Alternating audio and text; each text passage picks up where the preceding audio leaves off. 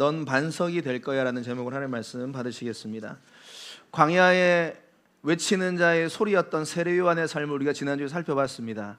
그는 광야에서 오직 예수 그리스도만을 전했던 담대했고 용감했던 하나님의 사람이었습니다. 그의 옷차림을 보면 낙타토롯 한 벌 딱 입고요, 메뚜기와 석청 먹으면서 그렇게 광야에서 담대하게 예수가 오실 길을 준비했던 주의 사자였습니다. 그의 메시지는 놀라웠고요, 강력했습니다. 주저함이 없었어요. 수많은 사람들이 그의 모습을 보고 너무나도 놀랍고 감동과 충격을 받아서 몰려들기 시작했습니다. 그 당시 최고의 인플루언서가 바로 세례 요한이었죠. 그가 인기가 얼마나 올라졌는지 이제 사람들이 그를 거의 메시아급으로 이제 인정하기 시작했습니다. 다시 말해 그가 잠깐만 마음을 잘못 먹으면 그가 왕 노릇 할 수 있었어요. 그가 메시아 노릇 할 수 있었어요. 그런데 놀라운 사실은 그는 그 자리에 가지 않고 끝까지 자신의 자리를 지키고 사명을 지켰던 자입니다. 나는 소리일 뿐이다. 나는 그분이 아니다. 저분이 바로 하나님의 아들이요, 저분이 바로 메시아이시고 구원자이시다 라고 놀랍게 그는 자기의 자리를 지켰습니다. 그리고 그때 예수님께서 그 세례 요한에게 다가오십니다. 그리고 그 세례 요한은 예수를 발견하고 뭐라고 말하는가, 이렇게 고백합니다. 요한복음 1장 35절 말씀인데요, 같이 읽겠습니다. 시작. 또 이튿날 요한이 자기 제자 중 두 사람과 함께 섰다가 예수께서 거니심을 보고 말하되,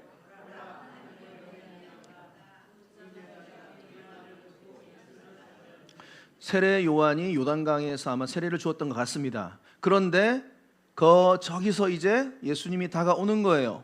그래서 영안을 열어서 세례 요한이 예수님이 다가오시고 메시아가 다가오심을 알게 된 겁니다. 뭐라고 말합니까? 그분을 향해서 보라 하나님의 어린 양이로다. 그때 그 주변에는 누가 있었습니까? 자기 제자들이 있었어요. 몇 명 있었습니까? 두 사람 있었어요. 그 두 명이 누굴까요? 바로 안드레, 그리고 한 사람은 이 책을 쓴 사도 요한입니다. 자기가 썼는데 자기 이름을 여기선 기록하진 않아요.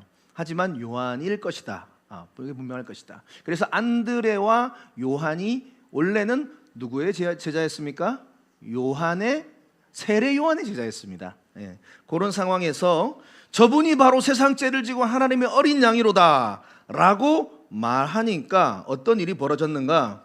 두 제자가 뒤도 안 돌아보고 스승인 세례 요한을 떠나서 예수님에게 뽀로로 갑니다. 다시 말하면 세례 요한은 버림받은 거예요. 원래 이 두 명은 누구의 제자였다고요? 세례 요한의 제자였습니다. 그런데 저분이 바로 메시아고 저분이 하나님의 어린 양이고 저분이 구원자야 라고 말하는 순간 두 명의 제자는 뒤도 안 돌아보고 예수님에게 가버립니다. 아까도 말했지만 세례 요한의 인기가 어느 정도였다고요? 최고였습니다. 수많은 제자들이, 저 두 명뿐만 아니라 수많은 제자들이 있었을 것입니다. 그들은 왜 세례 요한을 따랐을까? 처음에 세례 요한이 메시아인 줄 알았거든. 그가 왕이 될 거라고 생각했거든요. 그래서 세례 요한은 또 그들의 이 믿음을 가스라이팅 해가지고 자기가 왕국을 세울 수 있었어요. 자기의 나라를 세울 수 있었어요. 다시 말하면 신천지 만들 수 있었다 이 말이에요. 자기가 이단 교주 될 수 있었어요. 그런데 예수를 보자마자 바로 말합니다. 내가 아니야, 바로 저분이야. 저분이 구세주야, 저분이 메시아야 라고 말한 겁니다. 너희들이 그토록 찾던 메시아가 바로 저분이야 라고 말하는, 나는 저분의 오실 길을 예비할 자일 뿐이야. 나는 소리일 뿐이야. 여러분, 여기서 세례 요한의 놀라운 모습이 나오죠. 철저하게 자신의 사명에만 충실한 모습입니다. 철저하게 자신의 사명, 자신의 인기, 영향력, 영광 다 내려놓을 수 있는 사람이에요. 자신의 사명에 집중하는 겁니다. 쉽지 않아요. 왜냐하면 사람이란 존재가 질투가 일어나거든. 다른 사람들이 나보다 더 인정받으면 더 마음이 불안하거든. 그런데 전혀 그런 거 없어요. 딱 예수 그리스도를 보자마자 그분이 누구이신가를 말하고 제자들이 떠나가도 전혀 붙잡지 않습니다. 저는 오늘 말씀을 준비하는데 이분이 한 분 떠오르더라고. 한 분, 누구냐 누구냐면 바로 대한민국 최고의 외상 전문 의사이신 이국종 교수님. 여러분 아십니까? 다 아시네요. 감사합니다. 더 잘 알아가시길 바랍니다. 저분에 대해서. 저분은 참 너무너무 멋진 분이더라고요. 지금 현재 명실상부 대한민국 최고의 외상 전문 의사이십니다. 아주대학교 외상센터 교수님으로 계시다가 지금은 대전 국군병원 병원장님으로 지금은 계시고, 지금 그 국군병원 안에서 또 이 외상센터 프로세스를 만들고 계시더라고요. 대단하신 분인데, 여러분 잘 아시다시피 2011년도에 아덴만 여명 작전에서 석혜균 선장님을 총상에 맞았는데 또 치료해 주셔가지고 또 살리셨고, 또 2017년도에는 그 판문점에 귀순하는 병사가 총에 맞았는데 또 본인이 직접 또 바로 수술하셔가지고 또 살려내시고, 그의 외과 수술 실력이 탑 오브 탑이더라고요. 대한민국 거의 최고더라고요. 그래서 그의 관심은 뭐냐면 온통 환자를 살리는 거에 있더라고요. 딴 거 없어요. 오직 죽어가는 환자 살린다, 외상 환자 살린다. 그래서 이제 그를 모티브로 한 드라마도 우리 대한민국에서 여러 편 제작된 거 아시죠? 예전에 좀 오래된 드라마인데 그 골든 타임이라는 드라마 있습니다. 혹시 아세요? 저 골든 타임이라는 드라마에도 롤 모델이 이구종 교수님이에요. 그 다음에 여러분들 좋아하는 드라마 낭만 닥터 김사부, 여기 다 보셨어요? 예, 그냥 재밌다 하지 마시고 실존 인물이 이국종 교수님이 모티브예요. 그 다음에 최근에는 중증 외상센터 보셨어요? 한 번씩 다 보시기 바랍니다. 아주 보면 또 은혜가 됩니다. 또 보면서 그래, 사명에 대해서. 그래서 어떤 분들 이런 말 하더라고. 우리 대한민국은 이국종 보유국이다, 이런 말 하더라고. 그냥 보니까 그가 외과 의사로서 그의 삶이 이렇게 사람들에게 인정받는다 보면은 언제나 하나밖에 없어요. 그게 뭐였어요? 환자를 살린다, 죽어가는 환자를 살린다. 그 가운데 이 외과 의사의 삶이 너무나도 사실은 쉽지 않습니다. 대한민국에서 아시지 않습니까? 그 외과 의사의 삶이 365일 24시간 병원에서 대기해야 되고 항상 응급이 터지고 자기 삶이 없어요. 그렇게 하기 때문에 의사들이 외과는 지원을 거의 안 한다는 걸 우리 잘 아시지 않습니까? 그리고 대한민국에 그러다 보니까 외과 의사가 작다 보니까, 의사도 작고 병원도 작다 보니까 환자들이 여기저기 사고가 나서 돌아다니다가 심지어는 8시간 동안 병원차 앰뷸런스 안에 있다가 죽어가는 그런 모습들을 보면서 너무나 가슴이 아파가지고, 이제 이분께서, 이국종 교수님께서 2012년도에 보니까 그 대한민국 외과 환자들을 위한 그 응급 의료에 관한 법률 개정안을 이렇게 발의하도록 좀 이렇게 모티브가 되셨어요. 동기부여가 돼가지고 일명 이국종법이 2012년도에 통과가 됩니다. 그래서 전국에 17개의 전국의 권역 외상센터가 만들어집니다.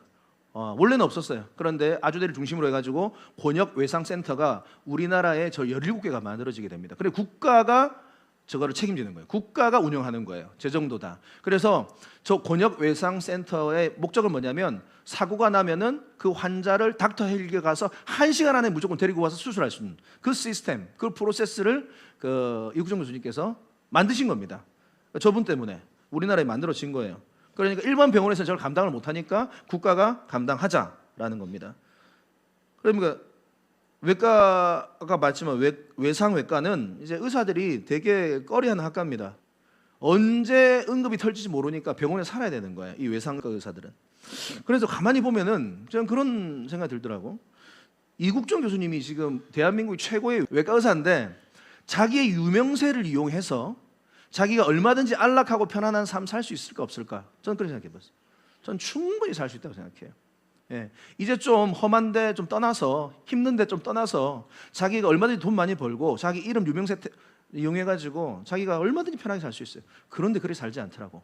끝까지 가장 힘들고 험한 그곳에서 자기의 사명을 감당하고 있더라고요. 왜? 그에게는 사명이 있더라고요.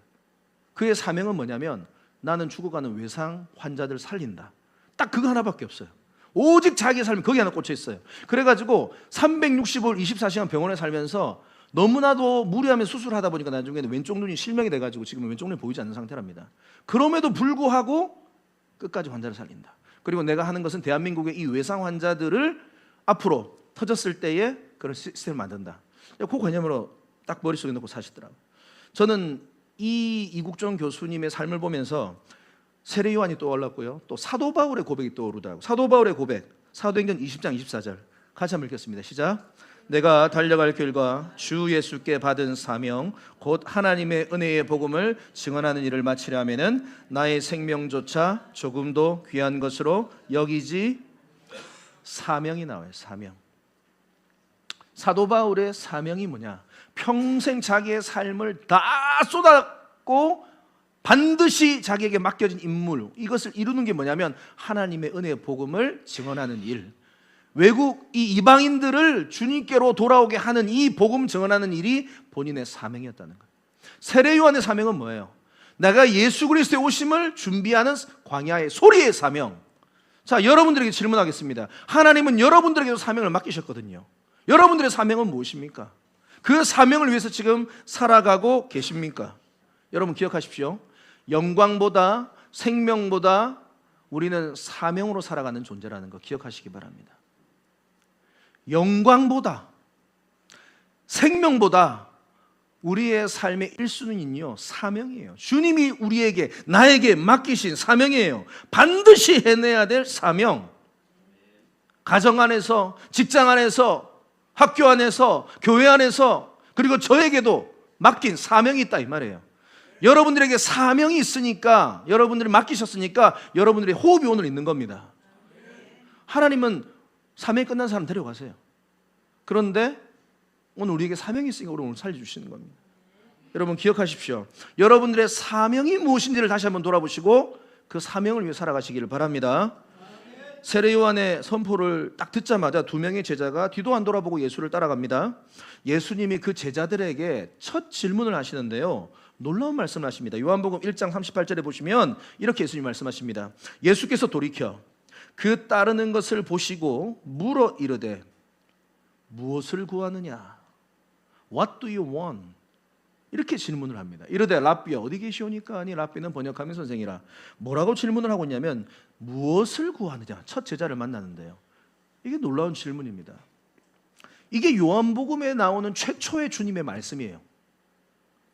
무엇을 구하냐? What do you want? 이 질문을 받고 제자들이 좀 당황한 겁니다. 그래서 예수님에게 딴소리를 하는 거예요. 어디 계십니까? 지금도 주님은 여러분들에게 물어보십니다. 여러분, 왜 여러분들은 예수를 따르고 여러분들은 무엇을 지금 구하고 있습니까? 오늘 이 질문이 중요해요. 세례 요한의 제자들은요 목적이 있었거든요. 그래서 그걸 예수님께서 아시고 물어보는 거예요. 무슨 목적이 있는가?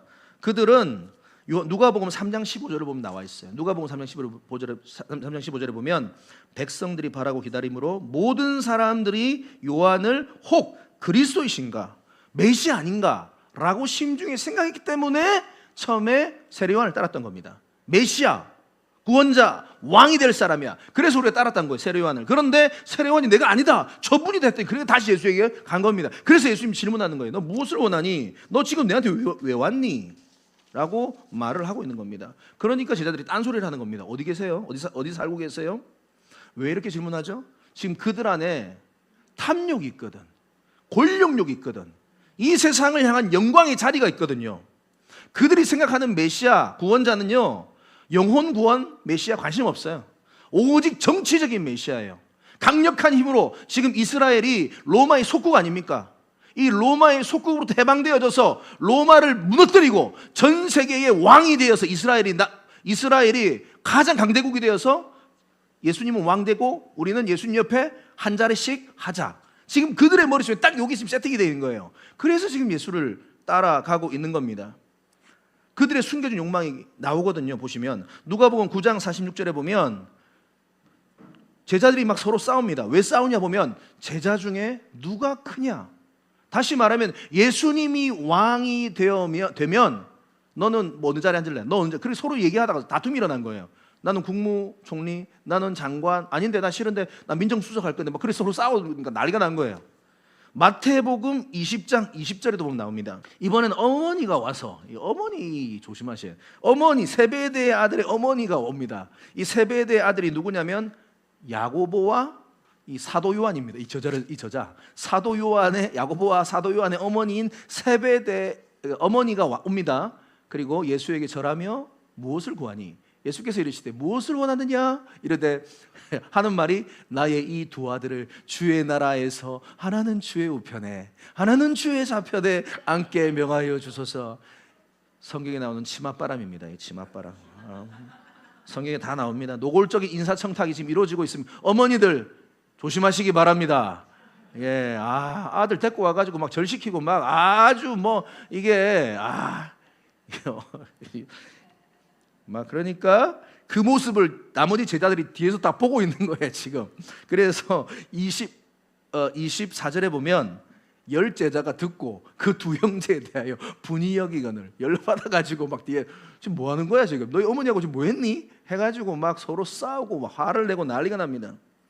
그러니까 결론적으로 말해서 뭐냐면 예수님을 따랐던 처음에 이 12제자들은요 세상적인 영광을 구했어요.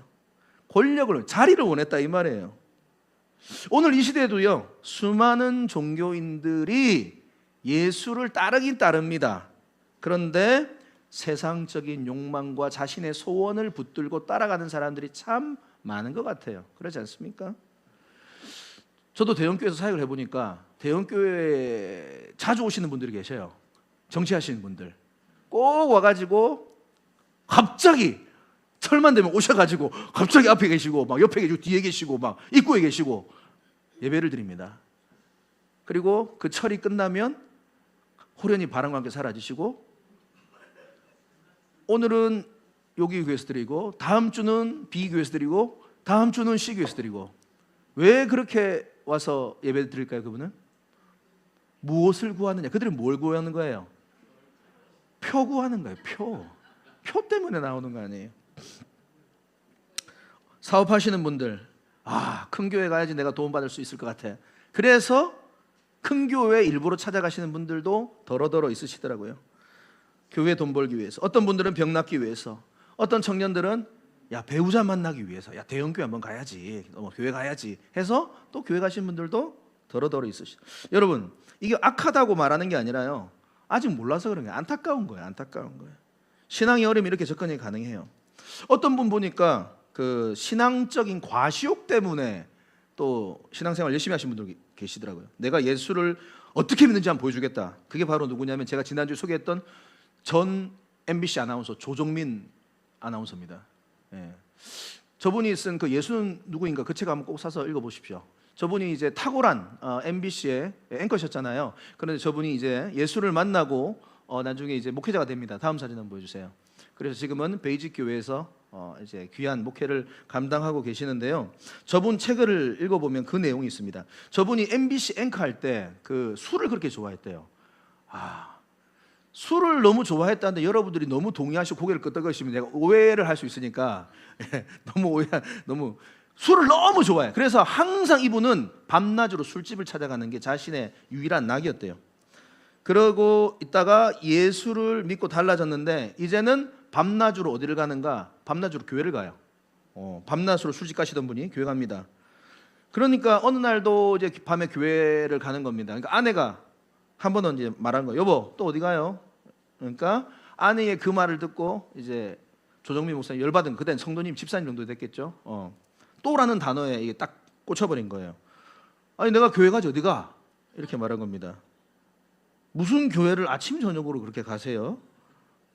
그러니까 조정민 성도님이 그때 그럼 내가 다시 술집을 갈까? 그런데 아내가 이제 화딱지 나서 한마디 하는 겁니다. 당신 술집 대신 교회 가니까 완전히 사람 변한 줄 아는데 아세요? 당신 달라진 거 하나도 없어요 하고 문 쾅 닫고 들어갔다는 겁니다. 그 책을 보니까. 그런데 이제 그때 조정민 우리 성도님께서, 집사님께서 가만히 생각해 보니까 내면에 하나님께서 맞다, 아내 말이 맞다 이런 생각이 들리긴, 감동이 왔대요. 왜냐하면 자기가 지금 교회를 왜 이렇게 열심히 나가는가에 대한 그 배우, 목적을 하나님께서 딱 깨닫게 해주신 데 보니까 조정민이 예수를 믿으면 어떻게 믿는지 내가 한번 보여주겠다. 딱 그 목적이 하나 있었대요. 남들은 수십 년 신앙생활을 한다고 해도 변하지 않는데 나는 하루아침에 예수를 믿고 어떻게 달라지는지를 사람들에게 한번 보여주겠다. 그게 자기의 마음속 깊이 있었다는 겁니다. 그래서 열심히 그렇게 신앙생활을, 종교생활을 했다라는 거예요. 사랑하는 성도 여러분, 과시욕이죠. 예수를 따른다고 하면서도 그 동기가 나를 위할 때가 우리는 있다라는 것을 우리는 알아야 됩니다. 자, 여러분에게 다시 질문합니다. 여러분들은 예수를 왜 따라다닙니까? 여러분 오늘 왜 여기 예배 드리십니까? 오늘 왜 우리가 헌금하고 찬양하고 봉사하고 헌신하고 전도하십니까? 왜 예수를 따라다니십니까? 경제적인 풍요 때문에? 건강의 회복 때문에? 자녀 복 때문에? 마음의 평안 때문에? 물론 신앙이 어릴 때는 이런 것들이 괜찮아요. 그런데 진짜 우리가 예수를 따라가야 되는 목적이 뭐예요? 주님은 우리의 구원자이시기 때문에 그래요. 그분은 나의 죄를 위해서 십자가에 못 박혀 죽으시고 부활하시고 우리에게 부활 신앙을 주신 놀라운 구원자이세요. 구원자. 예수를 따르는 진짜 이유를 여러분들이 꼭 발견하셔야 돼요. 내가 지금 왜 신앙생활 하는가? 내가 오늘 여기 왜 예배하는가? 내가 오늘도 왜 예수를 향해서 찬양하고 예배하는가? 진짜 이유를 여러분 꼭 발견하셔야 돼요. 예수님은요, 그 제자들이 무슨 이유로 자신을 따라오는지 그 목적을 알고 계셨어요. 그 1차원적이고 세상적인 목적을. 근데 우리 예수님 가만히 보니까 그럼에도 불구하고 그들을 멀리하지 않아요. 악하다고 말하지 않아요. 제자로 받아주십니다. 요한복음 1장 39절 말씀을 보시면 예수께서 이르시되 뭐라고 말씀하십니까? 저리 가라. 이런 세상적인 놈들 이렇게 말씀하지 않습니다. 뭐라고요? 와서 보라. 와서 보라. 그리고 나서 그들이 예수님과 함께 잠깐 하루 동안 거합니다. 그리고 예수님이 참된 제자가 되는데요. 와서 보라라는 말씀을 하시는데 저게 지금 한글 번역은 아쉽습니다. 영어 성경을 봐야 돼요. 원어도 마찬가지지만 NASB 성경을 보면요, 와서 보라는 그냥 한국말로 영어로 하면은 come and see가 되는데 그런 단어가 아니에요. come 와라. 그리고 and you will see. 네가 앞으로 보게 될 거야 이 말이에요. 그러니까 네가 일단 와봐. 그러면 네가 앞으로 알게 될 거야. 네가 앞으로 보게 될 거야. 이 말입니다. 이게 참 복된 말입니다. 우리도 마찬가지예요. 우리도 예수에 대해서 다 알지 못해도, 다 보지 못해도 일단은 믿음으로 주님을 따라가면 보이는 그 타이밍이 있어요. 이게 오늘 중요한 영적인 포인트입니다. 괜찮습니다. 일단은 우리가 신앙생활, 일단은 예수를 따라가고요, 일단은 예배하고, 일단은 순종하면은 어느 타이밍에 주님이 열어주실 때가 있어요. 보여줄 때가 있어요. 이게 주님께서 자신의 백성을 훈련시키는 방법이고 제자 삼는 방법이에요. 그래서 여러분 일단 오는 것, 믿음 안으로. 자, 영적 레슨입니다. 믿음 안에 있으면 알게 되는 그 순간이 있어요. 네, 뭐라고요? 믿음 안에 있으면 알게 되는 그 순간이에요. 다 몰라도, 신앙인데 다 몰라도 어느 순간 하나님이 탁 열어주신다 이 말이에요. 자, 여기 제가 재밌는 그 사진 하나 가져왔는데 독일 쾰른 성당, 대성당입니다. 독일에 있는 쾰른 대성당이라는 엄청나게 예쁘죠. 엄청나죠. 사이즈도 엄청나죠. 그런데 저 독일의 쾰른 대성당을 겉으로 봤을 때 여러분 어떤 느낌이 듭니까? 어떤 느낌이 들어요? 막 깨끗하고 화려하고 막 깨끗하고 뭔가 좀 밝은 느낌 듭니까? 그렇진 않죠. 좀 시커멉니다. 약간 회색에다가 막 먼지 투성이에다가 어두침침합니다. 좀 지저분해 보여요. 청소하고 싶다 이런 생각 들죠. 예, 이 청소 좋아하시는 분들 청소하고 싶다 이런 생각 들죠. 그런데요, 겉으로만 봐서는 지저분하다는 느낌이 드는데 안으로 들어가면 어떤 것들이 보이냐면 스테인 글라스 그 그림들이 온 사방에 다 깔려 있어요. 그래가지고 저 안에 들어가면 빛들이 들어오고 저 스테인 글라스의 저 예쁜 그림들, 저 성화들이 바짝바짝 빛나는데 환상적이라고 하더라고요. 뭐를 말하는 걸까요? 여러분, 이것이 하나님의 나라입니다. 겉으로 봐서는 잘 몰라요. 우리가 예수 안에 들어와 봐야지만, 믿음 안에 들어와 봐야지만 알 수 있고 보여지는 게 있다라는 겁니다. 그래서 여러분 기억하십시오. 일단은 처음에는 어떤 세상적인 내가 욕심과 소원을 가지고 주님 앞에 나오는 것 나쁘지 않아요. 어린아이 신앙일 수 있으면 그럴 수 있죠. 그런데 세월이 딱딱딱 지나다 보면 어느 순간 주님께서 놀라운 것들을 보여주세요. 여러분 이것을 보시기를 바랍니다. 그래서 여러분 순종하시고요, 잘 몰라도 순종하시고 예배하시고 훈련 받으십시오. 최소한 한 3년은 훈련 받으십시오. 훈련 받으십시오. 30년 그냥 신앙생활하면 안 돼요. 그냥 교회만 덜렁덜렁 왔다가는 이게 답이 없어. 한 3년 정도 집중해가지고 훈련도 받고, 이왕이면 아침 예배도 3년 동안 한번 드려보세요. 그래가지고 정말로 한번 깊이 한번 들어와 오실 때에 주님이 보여주신다 이 말이에요. 예수님의 제자들이 생겼어요. 안드레와 사도 요한. 그 중에 첫 번째 제자인 안드레, 예수를 만납니다. 그리고 그가 첫 제자가 되고 나서 제일 먼저 한 일이 뭔지 아세요? 전도입니다. 전도. 요한복음 1장 41절에 보면 그가 먼저 자기의 형제 시몬 베드로입니다. 안드레와 베드로는 형제 사이입니다. 베드로가 형이고요, 안드레가 동생이에요. 자기 형제 시몬을 찾아말하되 뭐라고 말합니까? 우리가 메시아를 만났다. 우리가 구원자를 만났다. 우리가 그토록 찾아 헤매던 그 메시아, 그 구원자, 약속하신 분, 그분을 만났다라고 흥분해서 형에게 달려가서 복음을 전합니다. 가만히 있을 수가 없는 거예요. 사랑하는 성도 여러분, 우리에게도 이 감격으로 전도하는 은혜가 있기를 바랍니다. 우리도 근데 사실 보면 맨날 전도합니다. 뭐 전도해요? 야, 이 드라마 진짜 재밌지 않냐? 야, 꼭 봐고. 야, 이 약 먹으면 야, 만병통치약이래. 이거 먹으면 막 다 낫는다? 다 전도예요, 이거. 야, 어디 아프다고 그 병원 가봐. 저 병원 가면 기가 막히게 그 수술 잘해가지고 바로 다 전도입니다. 이게. 이런 것만 전도하지 마시고 주는 그리스도시요 살아계신 하나님이 아니라. 내가 예수 만나고 내 인생이 달라졌어. 내가 예수 만나가지고 내가 복 받았어. 내 마음이 평안해졌어. 기쁨 가운데 있어. 그거 전도하시라 이 말이에요. 그래서 우리 포스 전도대도 열심히 복음을 전하고 있고요. 아까도 말씀을 드렸지만 큰 사모님 또 작은 사모님 또 몇몇 분들과 함께 또 지금 화수 목금 거의 뭐 오후 한 2, 3시쯤에 교문앞 학생들 만나고 막 전도 계속 하고 있습니다. 지금 명지에서 지금 우리 미라클 교회 지금 장난 아닙니다. 여러분 함께 해주시고 기도해 주시기 바랍니다. 가슴이 뛴 거예요. 예수를, 메시아를 보니까 가만히 있을 수가 없는 거예요. 가장 먼저 전도한 사람이 근데 대상자가 누구예요? 가족이야, 가족. 여러분 세계 복음화도 좋고 다 좋아요. 하지만 주여, 우리 가족이 주님께 돌아오게 하여 주시옵소서. 내 형제 자매가 좀 내 자매가 좀 돌아오게 해주세요. 좀 우리 아버지 어머니가 좀 돌아오게 해주세요. 사도행전 1장 8절에 보면 오직 성령이 너에게 임하시면 너희가 권능을 받고 예루살렘과 온 유대와 사마리아와 땅끝까지 이르러 내 증인이 될 것이다. 이 전도의 이 영역입니다. 점점 커져 나간다 이 말이에요. 아이고 목사님, 전도에도 열매가 안 맺어져요. 보이지가 않네요. 어떻게 해야 돼요? 그런 분들을 위해서 영상을 하나 좀 준비를 해왔는데요. 그 시드니, 호주, 예전에도 한번 제가 보여드렸던 것 같은데, 호주 시드니 그 조지가에서 평생을 전도하셨던 한 노인에 관한 이야기 영상인데, 우리 한번 그 영상을 보고 잠깐 또 마무리하도록 하겠습니다.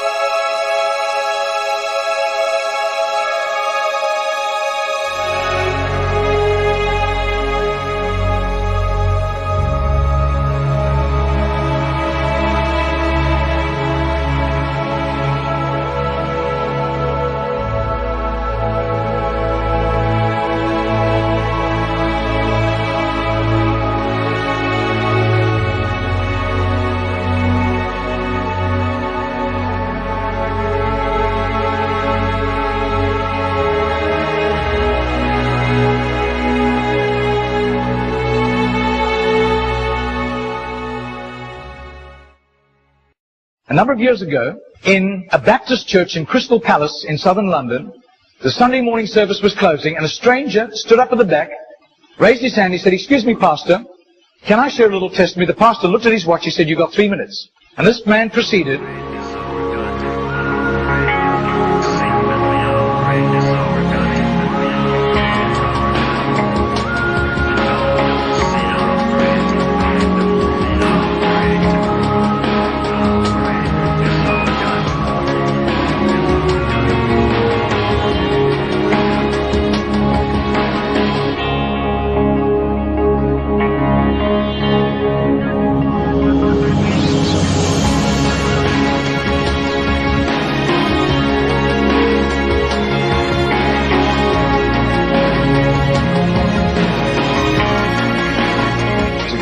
Now this London preacher flew back to the UK and was speaking at the Keswick Convention in the Lake District. And he threw in these 3 testimonies. At the close of his teaching session, 4 elderly pastors came up and said, we got saved between 25 and 35 years ago, respectively, through that little man on George Street giving us a tract and asking us that question. He then flew the following week to a similar Keswick Convention in the Caribbean, to missionaries. And he shared the testimonies. At the close of his teaching session, 3 missionaries came up and said, we got saved between 15 and 25 years ago, respectively, through that little man's testimony and asking us that same question on George Street in Sydney. Coming back to London, he stopped outside Atlanta, Georgia, to speak at a naval chaplains convention.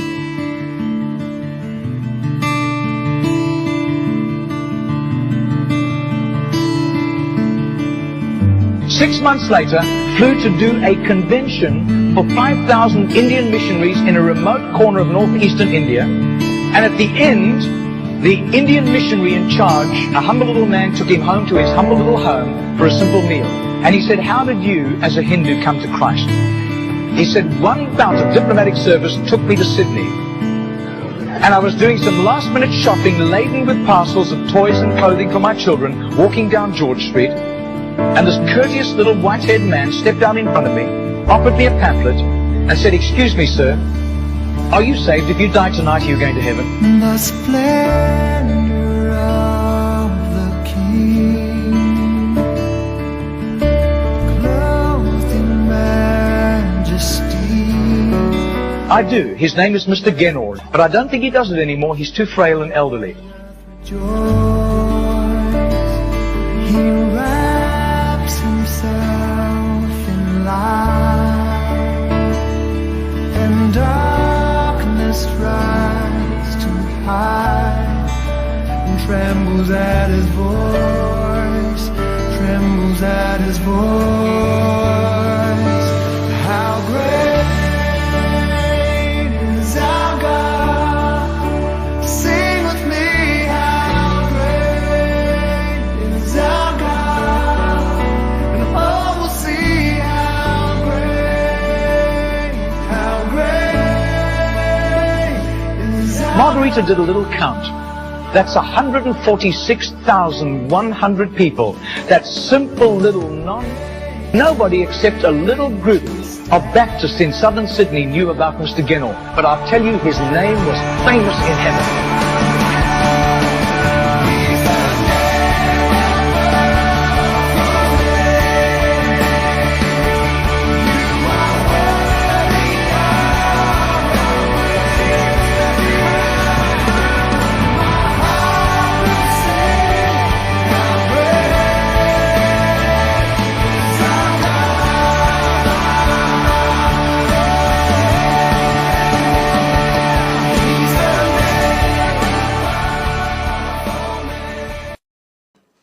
우리가 여기서 영적인 레슨을 하나 살펴봅시다. 포기만 안 하면 우리 주님은 반드시 주님의 때에 열매를 거두게 하신다.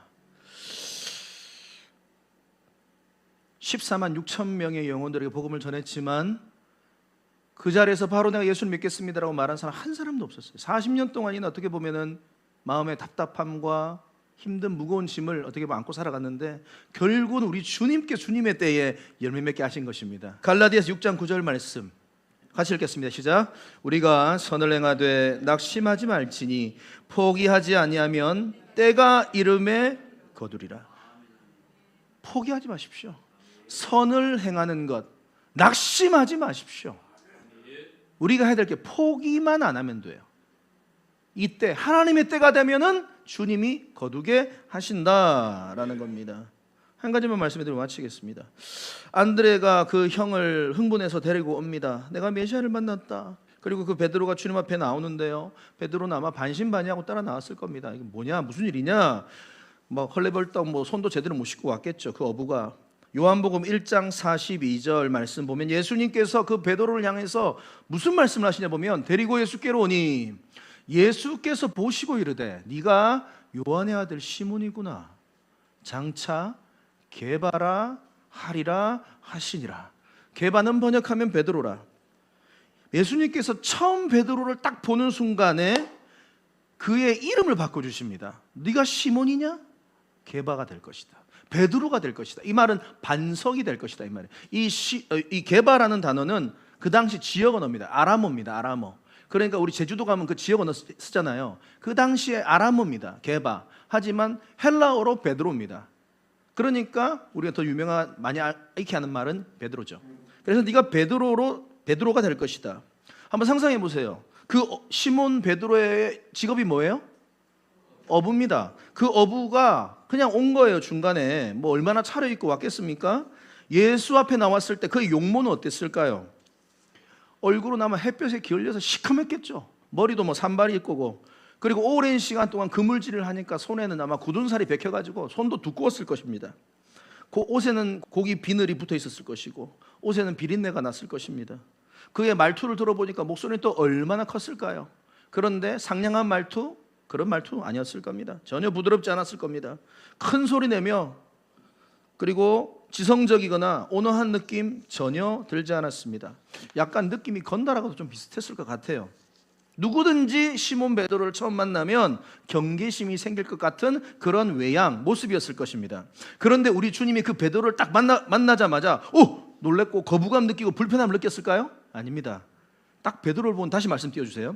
이건 영어로 봐야 됩니다. 요한복음 1장 42절에 이거는 그 원어의 의미를 정확히 살리려면 무슨 말이냐? 네가 요한의 아들 시몬이니 장차 게바라 하리라. 장차 게바라 하리라. 이 말이 어떤 말이냐면 너는 앞으로 장차 게바로 불리어져야만 해. 이 말이에요. 너는 앞으로 장차 게바로 살아야 돼. 이 말이에요. 너는 앞으로 반석과 같은 놀라운 인물로 살 거야. 이 말이에요. You will be called 게바. 넌 앞으로 게바라 불려질 거고 네 인생은 반석처럼 살아갈 거야. 여러분, 여기서 우리가 배울 수 있는 게 놀라운 은혜가 있어요. 예수님은요, 그 베드로의 외양을 보고 말하는 게 아니라 그의 숨겨진 잠재력을 지금 보고 계시는 거예요. 숨겨진 가능성을 보고 있는 거예요. 우리 주님은요, 나의 숨겨진 잠재력을 보시는 분이세요. 나의 지금 외향, 외모, 나의 부족함, 나의 안타까움을 보는 게 아니에요. 지금 숨겨져 있는 아직까지 피지 못한 그 꽃을 주님은 이미 보고 말씀하고 계신다라는 겁니다. 이 세상 사람들은요, 눈에 보이는 걸 가지고 평가하거든요. 사람을. 너 어디 사세요? 연봉은 얼마세요? 어느 대학 졸업하셨어요? 어느 직장 다니세요? 학생들은 몇 등급이에요? 세상은 그걸 가지고 그 사람을 평가한다 이 말이에요. 베드로 얼마나 초라하고 거칠었어요. 그 모습이. 그런데 그 모습 가지고 예수님은 베드로를 평가하지 않고 너는 앞으로 장차 반석이 될 거야. 너는 엄청난 위대한 인물이 될 거야. 지금도 우리 주님은 그 눈으로 우리를 바라보고 계신 줄 믿습니다. 여러분, 인격에 문제가 많다고 생각하세요? 나 상처가 많은데? 나 공부도 많이 못했는데? 나 재산도 별로 없는데? 나 문제투성인데? 아니에요. 우리 주님은 그것 지금 보고 말씀하시는 것이 아니라 여러분의 숨겨진 가능성, 숨겨진 잠재력을 보고 여러분들이 바로 이런 사람이라고 평가하신다 이 말이에요. 너는 장차 게바가 될 거야. 넌 장차 베드로가 될 거야. 넌 장차 반석이 될 거야. 어떤 상황에도 흔들리지 않는 든든한 존재가 될 거야. 그 베드로 반석 위에 교회가 세워졌거든요. 마태복음 16장 18절. 또 내가 내게 이르노니 너는 베드로라. 내가 이 반석 위에 내 교회를. 그래서 오고 오는 모든 교회들이 전부 다 이 베드로 위에 세워졌는데, 베드로의 뭐 위에? 베드로의 고백 위에. 주는 그리스도이십니다. 주는 살아계신 하나님의 아들입니다. 그 고백 위에 모든 교회가 세워지고요, 놀라운 사실, 우리 미라클 교회가 세워진 겁니다. 여러분 기억하세요. 그 초라했던 어부 베드로, 볼품없는 베드로, 무식한 베드로, 성격 이상한 베드로, 분노 조절 장애자 베드로, 그것 보고 베드로를 폄훼하고 함부로 하지 않았어요. 그 모습 이면에 숨은 그의 순수함과 주님을 향한 사랑과 그 열정과 믿음을 보시고 너는 베드로, 너는 앞으로 반석이 될 거야. 아멘. 오늘도 주님은 그러한 눈으로 우리를 보고 계신 줄 믿습니다. 그리고 이 눈을 여러분들도 가지세요.